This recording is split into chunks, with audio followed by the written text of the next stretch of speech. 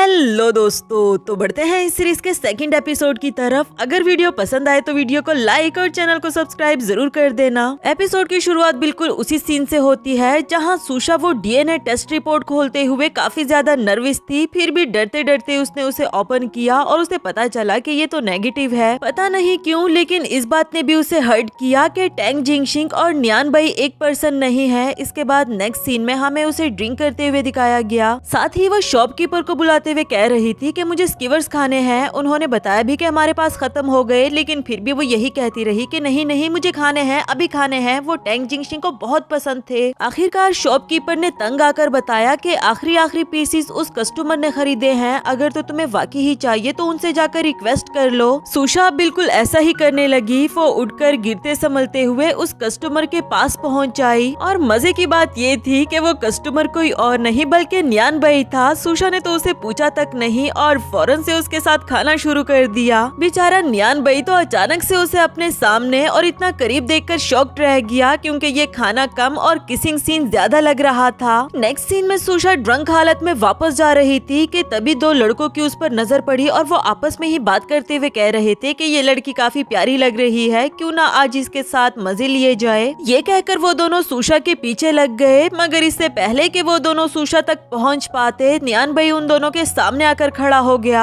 यकीनन वो इन दोनों को मजा चकाना चाहता था, मगर सुशा डिस्टर्ब ना हो इसलिए वो उसे अपने हेडफोन्स पहनाकर म्यूजिक स्टार्ट कर देता है और यहाँ इन दोनों की पिटाई करना स्टार्ट कर दी। उधर सुशा अपने मजे में, उसे तो खबर तक नहीं थी कि उसके आसपास चल क्या रहा है। इसके बाद नेक्स्ट सीन में न्यान बाई पानी पी रहा था कि अचानक से इसी दौरान न्यानची की नजर उस पर पड़ी और ऐसा लग रहा था कि वो उसकी तरफ अट्रैक्ट हो रही है। न्यान बाई ने जब उससे पूछा कि सिस्टर क्या हुआ, तो वो बोली कि कुछ नहीं, मुझे बस लगा कि तुम काफी बड़े हो गए हो और मुझे तुम्हारे बचपन के दिन याद आ गए जब तुम इसी तरह से बात लिया करते थे। खैर ये गिलास मुझे पकड़ा दो, मैं इसे वॉश करके तुम्हारे लिए रख दूंगी। गिलास पर जहाँ न्यान बाई के लिप्स लगे हुए थे वो वहाँ पर किस कर देती है। नेक्स्ट सीन अगली सुबह का दिखाया गया। सुशा ऑफिस जाने के लिए तैयार हो रही थी और साथ ही दिल में वो खुद से बातें करते हुए कहती है कि शुक्र है सैड वेकेशंस खत्म हुई, अब मुझे दिल लगाकर काम पर ध्यान देना है। वान माओ वो बिजनेस जो मैंने और टैंग जिंग ने साथ में स्टार्ट किया था, अब मैं ही उसकी प्रेसिडेंट हूँ तो मुझे ही सब कुछ करना है। टैंग जिंगशिंग तुम्हें गए हुए बहुत अरसा हो गया, लेकिन मैं फिर भी तुम्हें नहीं बुला पाई, शायद इसलिए कि तुम्हारे जाने के फौरन बाद न्यान बाई मेरी लाइफ में आ गया था जो हर वक्त मुझे तुम्हारी याद दिलाता, लेकिन मैं आज से उसे प्रॉपरली गुड बाय कहना चाहती हूँ। तैयार होकर रूम से बाहर आ गई थी। इसी दौरान न्यान बाई की भी उस पर नजर पड़ी और वो दिल ही दिल में सोचने लगा कि किसने सोचा था ये लड़की इतने अच्छे से ड्रेसअप भी हो सकती है। उससे पूछने लगा कि मिस हु रुई कहीं जा रही हैं आप? वो बोली कि जी हाँ, मैं अपने फ्रेंड्स के साथ बाहर जा रही हूँ। उसका ये मिच्योर बिहेवियर देखकर न्यान बाई ने उसे गुड लक और अपना ख्याल रखने के लिए कहा और फिर दूसरी तरफ मुड़ जाता है। उसके मुड़ने की देर थी कि सुशा ने पीछे से आकर उसे टाइटली हक कर दिया और वो दिल ही दिल में यही कह रही थी कि गुड बाय टैंग जिंगशिंग, शायद अब मुझे रियलिटी को एक्सेप्ट करके तुम्हारे बगैर ही जीना होगा। अगर इसी तरह ही चलता रहा फिर तो मैं पागल हो जाऊंगी। उसके इस अचानक वाले एक्शन से न्यान बाई हैरान था। वो उसके हाथ छुड़ाकर उसे खुद से दूर कर देता है। सुशा ने भी फौरन से यू टर्न ले लिया कि मैंने सुना है तुम अब्रॉड में पले बड़े हो, तो मैं बस यूरोपियन स्टाइल में तुमसे ग्रीटिंग करना चाह रही थी। मैंने तो ये भी सुना है कि वो लोग चीक्स पर भी किस करते हैं, लेकिन ये हमारे लिए थोड़ा सा ऑकवर्ड होगा, इसलिए मैंने नहीं किया। खैर मैं चलती हूँ, बाय बाय। ये कहकर वो चली जाती है और इधर न्यान बाई सोच रहा था कि ये लड़की तो अभी भी पागल की पागल ही है। नेक्स्ट सीन में सुशा के डैड हु रंचन को दिखाया गया। न्यानची उनके पास आते हुए कहती है कि क्या हुआ, आप इतने परेशान क्यों हैं? जिस पर उन्होंने बताया कि डायमंड माइनिंग प्रोजेक्ट के लिए मैंने इतनी मेहनत की थी और हमने उसे खो दिया, जबकि एक अमेरिकन कंपनी ने बगैर किसी मेहनत के उसे हासिल कर लिया, तो दुख तो होगा ही ना। ये सुनकर न्यानची दिल ही दिल में कहने लगी कि न्यान भाई वेल डन, बहुत अच्छा काम किया तुमने। जबकि उनसे कहती है कि हस्बैंड बिजनेस का काम तो चलता ही रहता है, लेकिन आपको अपनी सेहत पर भी ध्यान देना चाहिए। सामने ही उसे प्रॉपर्टी के पेपर्स भी नजर आए। इसके बाद नेक्स्ट सीन में वो न्यान बाई से डिस्कस कर रही थी कि हु रंचन हमेशा से अपनी सारी प्रॉपर्टी अपनी बड़ी बेटी हु रुई के नाम करना चाहता था, लेकिन मैं जानना चाहती हूँ कि वो बुड्ढा मुझे इस प्रॉपर्टी में कितना हिस्सा देने वाला है। ये कहते हुए उसे काफी ज्यादा गुस्सा भी आ रहा था। न्यान बाई बोला कि अगर तुम मुझे किसी तरह से वान माओ ग्रुप में एंट्री दिला दो तो मैं तुम्हारे लिए प्रॉपर्टी विल के पेपर्स ढूंढ कर ले आऊंगा। वान माओ ग्रुप वो है जिसे कि अभी सुशा संभाल रही है और उसने टैंग जिंगशिंग के साथ मिलकर बनाया था। नेक्स्ट सीन वान माओ ग्रुप का दिखाया गया, जहाँ जहाँ सुषा मीटिंग में बता रही थी कि हनी लव ब्रेसलेट की सेल्स में आजकल बहुत कमी आ गई है, तो मुझे लगता है कि हमें इसके डिजाइन में थोड़ा सा चेंज लाना चाहिए। ओरिजिनल डिजाइन जो कि टेंग जिंगशिंग ने बनाया था, हम उसमें तो कोई चेंज नहीं लाएंगे, लेकिन हम इसमें थोड़ा सा तो कुछ ऐड कर ही सकते हैं। इसी दौरान न्यांची भी वहाँ पर पहुँच आई थी। सुषा देखकर पूछने लगी कि अरे आंटी न्यांची आप यहाँ, तो वो बोली कि हाँ ये भी तो हु ग्रुप का ही पार्ट है। एज अ डायरेक्टर मैं बस यहाँ पर विजिट करने के लिए आई थी, तुम बोलती जाओ ना, मैं भी तुम्हें बैठकर सुनना चाहती हूँ। दूसरी तरफ न्यान भाई को दिखाया गया जो चोरी छुपे सुषा के ऑफिस में जाकर कुछ ढूंढना चाह रहा था। यहाँ पड़े एक लॉकर को ओपन करने की कोशिश कर रहा था, लेकिन इसके लिए सुषा के फिंगरप्रिंट्स चाहिए थे, तो वो कहता है कि अब मुझे ये भी करना पड़ेगा। तभी उसे सुषा की आवाज आई जो कि ऑफिस की तरफ ही आ रही थी। इसके बाद जैसे ही वो ऑफिस में इंटर हुई तो उसने सामने ही चेयर पर किसी को बैठे हुए देखा जो उसे बिल्कुल टेंग जिंगशिंग की तरह लगा, लेकिन वो जानती थी कि ये न्यान भाई है, इसलिए खुद को समझाने लगी कि सुषा ये तुम क्या कर रही हो, और फिर उसे पूछने लगी कि तुम यहाँ पर क्या कर रहे हो। वो बोला कि मैं बस यहाँ अपनी सिस्टर के साथ आया था, तुम हमेशा कहती हो कि मैं टेंग जिंगशिंग की तरह दिखता हूँ, तो मैंने सोचा कि क्यों ना तुम्हें थोड़ा सा सरप्राइज कर लिया जाए। वैसे मुझे नहीं लगता कि वो कहीं से भी मेरी तरह दिखता होगा, बल्कि वो तो कोई ओल्ड फैशन होगा। इस पर सुषा कहने लगी कि बेहतर होगा तुम उसके बारे में कुछ भी ना बोलो, और वैसे भी फैशन सेंस उसमें तुमसे कहीं ज्यादा थी। उसकी ये बात सुनकर न्यान भाई उसे खींचते हुए टेबल पर बिठा देता है और खुद उसके बहुत करीब आ गया था। पूछने लगा कि अगर मुझे देखकर तुम्हारे दिल में कुछ नहीं होता तो फिर उस वक्त तुमने मुझे किस क्यों की थी। सुषा बोली कि उस वक्त मैं ड्रंक थी और मुझे स्क्रेवर्स खाने की क्रेविंग हो रही थी, जैसा तुम सोच रहे हो ऐसा बिल्कुल भी नहीं। मगर न्यान भाई उसके और करीब जाते हुए पूछने लगा कि अगर ऐसी ही बात है तो इस वक्त तुम इतना ब्लश क्यों कर रही हो। वैसे ये बात तो सच ही थी कि सुषा बहुत ज्यादा ब्लश कर रही है, मगर आखिरकार वो खुद पर कंट्रोल करते हुए उसे खुद से दूर कर देती है कि चलो अब बहुत हो गया, मैं जानती हूँ कि तुम टेंग जिंगशिंग नहीं और मैं किसी को भी उसका सब्स्टिट्यूट नहीं बनाना चाहती। न्यान भाई बोला कि अच्छा होगा तुम अपनी इस बात पर टिकी रहो। ये कहकर वो चला गया। उसके जाने के बाद सुषा की जान में जान आई और उसने रियलाइज किया कि सच में उसके होते हुए मैं काफी ज्यादा नर्वस थी, जबकि दूसरी तरफ इसके इमोशंस के साथ खेलकर न्यान भाई सिर्फ इसके फिंगरप्रिंट्स लेना चाह रहा था और अपने इस मिशन में वो कामयाब भी हो जाता है। आफ्टर दैट रात में वो यहाँ पर वापस आता है और इस बार सुषा के फिंगरप्रिंट्स को यूज करके उसने लॉकर को ओपन कर लिया था। नेक्स्ट सीन में उसने प्रॉपर्टी के पेपर न्यांची के सामने रख दिए थे कि हुरनचन अपनी सारी प्रॉपर्टी अपनी बेटी के नाम करने वाला है, एक पुटी कोड़ी भी उसने तुम्हारे नाम नहीं की। न्यांची को अब काफी ज्यादा गुस्सा आ रहा था कि बुड्ढा साला, मैंने नौकरों की तरह उसकी खिदमत की और बदले में उसने मुझे क्या दिया। न्यान भाई पूछने लगा कि सिस्टर अब आपका क्या प्लान है, जिस पर वो बोली कि मैंने तुम्हारे लिए एक नई जगह रेंट पर ली है, ये उसका एड्रेस है, तुम आज रात ही शिफ्ट हो जाओ क्योंकि अब हुरनचन ट्रस्टवर्दी नहीं रहा। न्यान भाई को भी उसकी बात माननी पड़ी और अगली सुबह हम देखते हैं कि सुषा को खबर मिली कि आपके डैड हॉस्पिटल में एडमिट हो गए हैं क्योंकि उनकी तबीयत काफी ज्यादा खराब हो गई थी। न्यांची सोच रही थी कि अगर मैं टाइम पर आकर उस बुड्ढे को फर्स्ट एड ना देती तो अब तक तो वो मर ही चुका होता। फिर जैसे ही उसने सुषा को आते हुए देखा तो वो एक्टिंग करना शुरू कर देती है कि देखो ना तुम्हारे डैड को क्या हो गया है, उनको हार्ट अटैक आ गया था और मैं बर्तन धो रही थी, मेरा उनकी तरफ ध्यान ही नहीं गया, ये सब मेरी गलती है। इवन कि उसके सामने बेहोश होने का नाटक भी करने लगी। सुषा बोली कि नहीं आंटी, इसमें आपकी कोई गलती नहीं, आप खुद को दोष मत दे,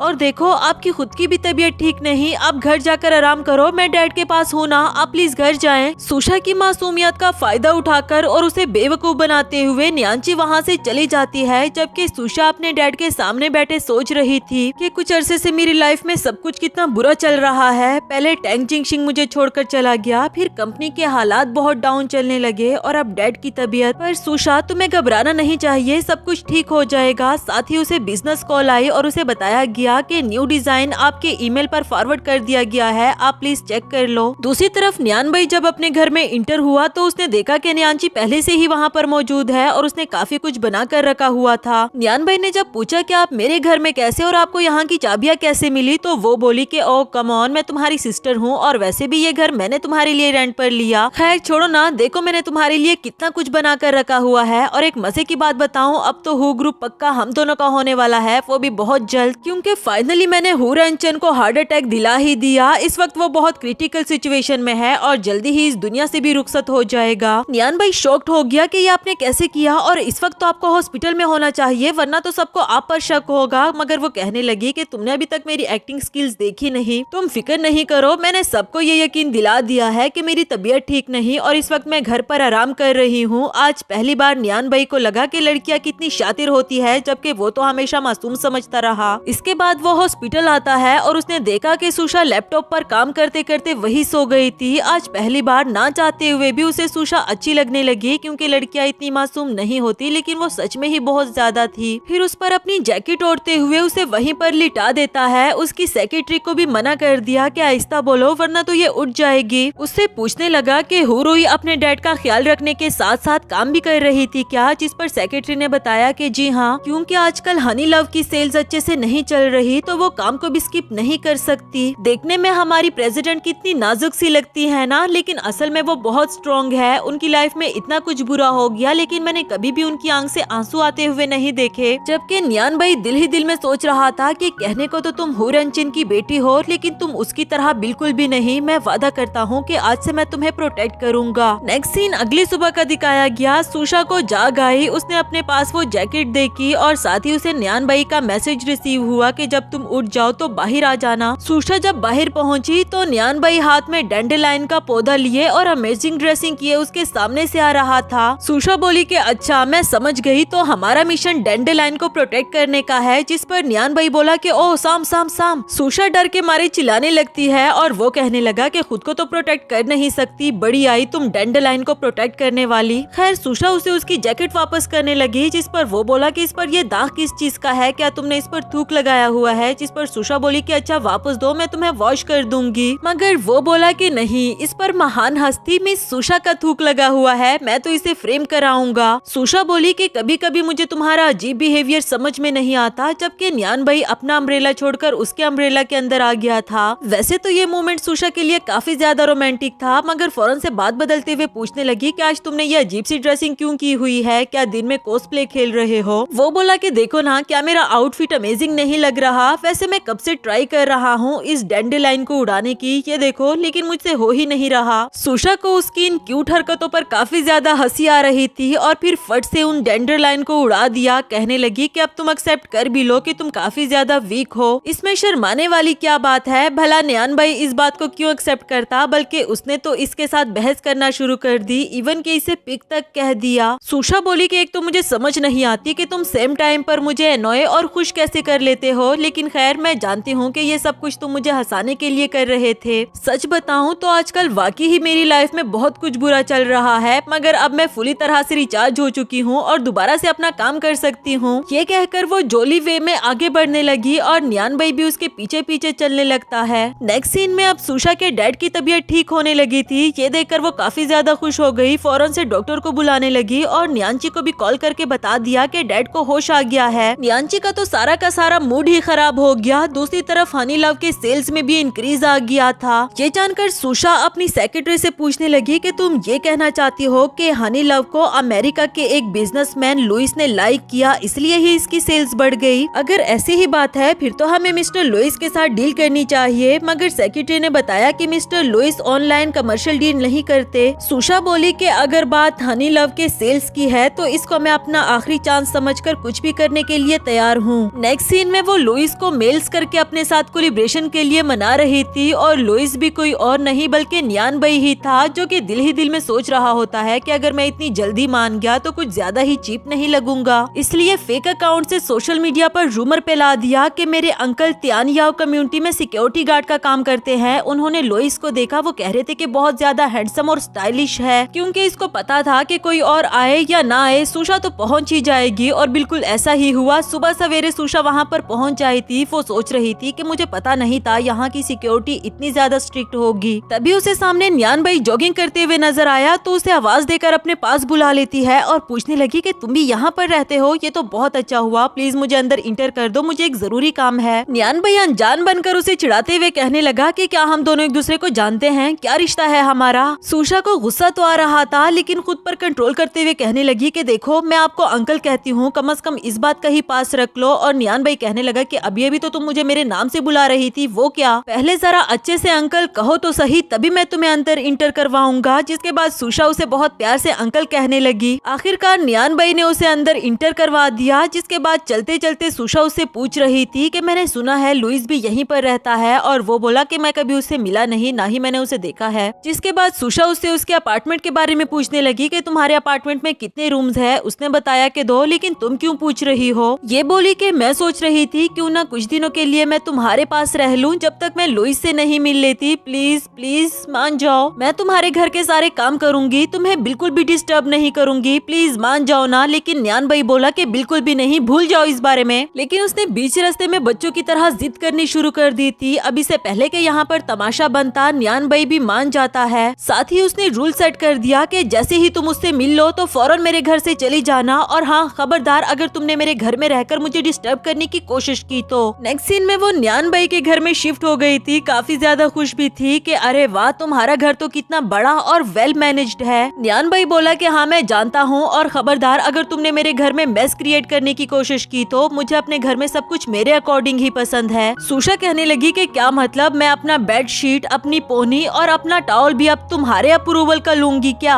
ये कहते हुए वो इसके करीब आ गई थी कि मैं कोई तुम्हारी पपिट तो नहीं, जबकि न्यान भाई उसका हाथ पकड़ते हुए उसको दीवार के साथ लगा देता है कि अगर तुम चाहो तो मैं इवन के तुम्हारे कपड़े भी तुम्हारे लिए डिजाइन कर सकता हूँ। ये कुछ ज्यादा ही हो गया था। लेकिन सुशा कहने लगी कि तुम्हें क्या लगता है तुम इस तरह की हरकतें करोगे तो मैं डर जाऊंगी और तुम्हारे घर से चली जाऊंगी। लेकिन ये इतना भी आसान नहीं, जब तक मैं लुइस से नहीं मिल लेती मैं यहाँ से नहीं जाने वाली। तभी डोरबेल बजी और देखने पर न्यांची आई हुई थी। सुशा ने भी जब उसकी आवाज सुनी तो वो इसके सामने आ जाती है। न्यांची उसे देखकर हैरान हो गई कि तुम यहाँ, जिस पर न्यान भाई बताने लगा कि ये कह रही थी कि लुइस हमारी कम्युनिटी में रहता है और जब तक ये उसे मिल नहीं लेती तब तक ये यहाँ पर रहना चाहती है। न्यांची बोली कि अच्छा मैं न्यान भाई से अकेले में कुछ बात करना चाहती हूँ, जिस पर सुशा बहुत तमीज से बात करते हुए कहती है कि आप दोनों आराम से बात करें, वैसे भी मुझे बाहर कुछ काम था। इधर न्यान भाई दिल ही दिल में सोच रहा था कि अब ये इस लड़की के क्या ड्रामे हैं। खैर उसके जाने के बाद वो न्यांची से कहता है कि मुझे पता है आप यहाँ पर क्या कहने के लिए आई हो, लेकिन मैंने अपना एड्रेस खुद ही पब्लिक किया। न्यांची को उसकी ये बात कुछ समझ नहीं आई और इस पर न्यान भाई उसे समझाने लगा कि देखो अब भाव ग्रुप मेरे साथ कोऑपरेशन करना चाहता होगा, मैं इस लड़की को अपने घर में रखकर सिर्फ अपने दुश्मन का अंदाजा लगाना चाहता हूँ। इस तरह की बातें करके वो न्यांची को सेटिस्फाइड कर देता है। आखिरकार वो पूछने लगी कि अच्छा ठीक है, लेकिन ये बताओ कि तुमने अपने डोर का लॉक क्यों चेंज किया? और वो बोला कि सिस्टर अब मैं बड़ा हो गया हूँ, मुझे पासवर्ड नहीं भूलते। नेक्स्ट सीन में सुशा को दिखाया गया जो खुद से ही बातें करते हुए कह रही थी कि अगर लुइस को ट्रैक करना है तो मैं डस्टबिन के थ्रू कर सकती हूँ। जिसके बाद वो डस्टबिन में से कुछ ढूंढने लगी। न्यान भाई ने जब उसे देखा तो उसे गुस्सा आने लगा और फौरन से उसे हटाते हुए कहता है कि बेवकूफ लड़की ये तुम क्या कर रही हो? वो बोली कि मैं लुइस को ट्रैक कर रही हूँ और ये कहने लगा कि लुइस कोई कूड़ा है जो यहाँ डस्टबिन में मिलेगा तुम्हें। सुशा एक्सप्लेनेशन देते हुए कहने लगी कि देखो लुइस इंग्लैंड से आया है, अब वो जो चीजें यूज करेगा जैसे खाने पीने की या कोई भी पार्सल्स वगैरह तो वो सब इंग्लिश में होंगे ना। डस्टबिन में अगर कुछ इंग्लिश मटेरियल मिलेगा तो हमें पता चल जाएगा ना कि वो कहाँ रहता है, और अगर इससे लोग मुझे जज कर रहे हैं तो करने दो, मुझे कोई फर्क नहीं पड़ता। न्यान भाई को बहुत ज्यादा गुस्सा आने लगा और उसे कंधे पर उठाते हुए कहता है कि तुम्हें फर्क नहीं पड़ता लेकिन मुझे तो बहुत ज्यादा फर्क पड़ता है, और फिर उसे उठाते हुए घर ले जाने लगा। तभी हम देखते हैं कि कोई सीक्रेटली इन दोनों की पिक्चर्स क्लिक कर रहा था, लेकिन खैर वो इसे घर ले आया था और खुद ही इसके हाथ धुलाने लगता है। ना चाहते हुए भी एक बार फिर से सुशा न्यान भाई की तरफ अट्रैक्ट होने लगी और इसी के साथ हमारा ये वाला एपिसोड भी खत्म हुआ।